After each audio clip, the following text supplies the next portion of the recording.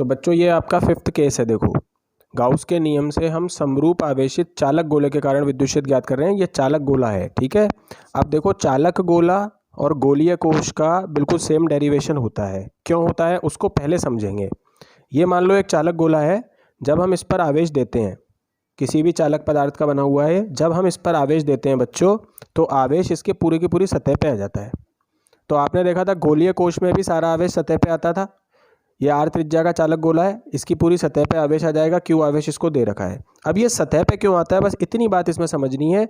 बाकी पूरा का पूरा डेरिवेशन बिल्कुल पिछले वाले डेरिवेशन के जैसा है। लेकिन आपको यहाँ पे समझना ये है कि इस पर केवल ये क्यों आ जाता है सतह पर, तो वो समझो। जब हम किसी चालक गोले को आवेश दे रहे हैं मान लो, तो पहले तो आवेश पूरे पृष्ठ पर रहता है, पहले आवेश पूरे पृष्ठ पर आ जाता है। लेकिन जैसे ही पृष्ठ पे आया, अब ये धन धन धन धन सारा प्लस आवेश है, तो इन पे लगता है प्रतिकर्षण। क्या लगता है? प्रतिकर्षण। इस प्रतिकर्षण के कारण ये प्रवाहित होने लगता है।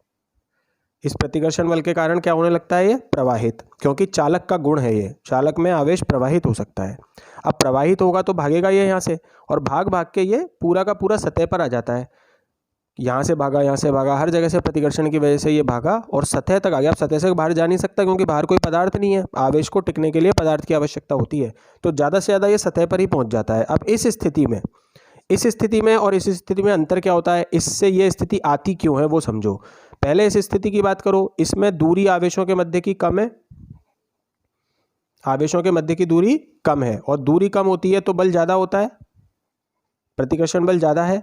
बल ज़्यादा होता है तो स्थायित्व कम होता है, स्थायित्व कम है यहाँ पे।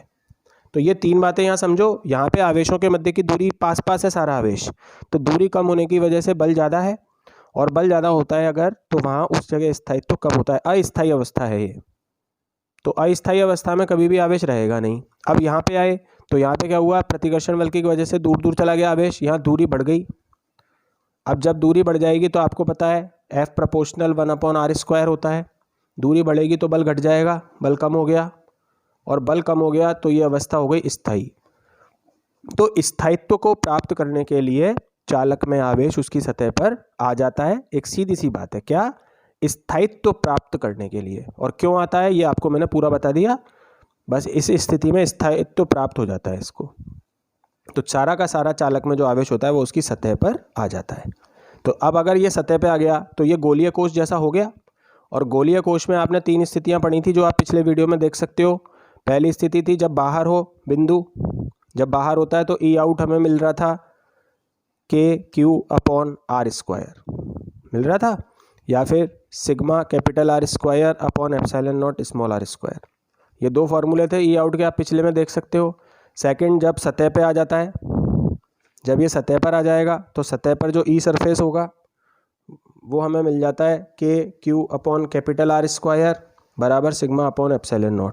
ये सतह का मिल जाता है फॉर्मूला। और तीसरे स्थिति में ये अंदर जीरो हो जाता है, ई इन बराबर 0। तो ये फॉर्मूले आपको पिछले केस में से पूरे डेरिवेशन करने हैं वैसे के वैसे, इसको दोबारा समझाने की ज़रूरत नहीं है। आप चाहो तो पिछली वीडियो गोलीय कोश वाली में जाके देख सकते हो ये कैसे आते हैं। फिर इसका ग्राफ बनेगा, तो ग्राफ भी आपने देखा था वैसा ही बनेगा। ये पूरा सतह, ये सतह बना ली, ये इसका केंद्र हो गया, यहाँ पे विद्युत क्षेत्र ले लिया, यहाँ दूरी ले ली, तो अंदर तो ई इन 0 है, तो हमें अंदर तो ग्राफ बनाना नहीं है, ग्राफ भी वही है, वहाँ जाके आप देख सकते हो। पर मैं एक बार थोड़ा सा आपको हल्का सा बता रहा हूँ। ये ई सरफेस हो जाता है जो कि मैक्सिमम विद्युत क्षेत्र होता है। फिर इसके बाद ये इस तरीके से ग्राफ जाता है जो अनंत पे जाके टच हो जाता है। ये ई आउट है जो कि ई आउट प्रोपोर्शनल 1/r² होता है। तो इसमें कुछ भी नहीं है बच्चों, गोलीय कोश जैसा है। आप पिछली वीडियो में जाके इसको दोबारा समझ सकते हो अगर चाहो तो, नहीं समझा हो पहले तो।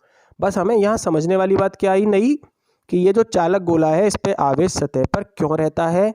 राजस्थान बोर्ड में ये क्वेश्चन भी आ चुका है कि किसी भी चालक को जब हम आवेश देते हैं तो वो उसकी सतह पर चला जाता है, क्यों? तो उसका कारण आपको जो पहला पैराग्राफ मेरे नोट्स में भेजा है उसमें आपको पूरा मिल जाएगा, और वो का वो आंसर आपको लिखना है। तो ये पूरा आपका केस है जो आज आपको अच्छी तरीके से पढ़ना है।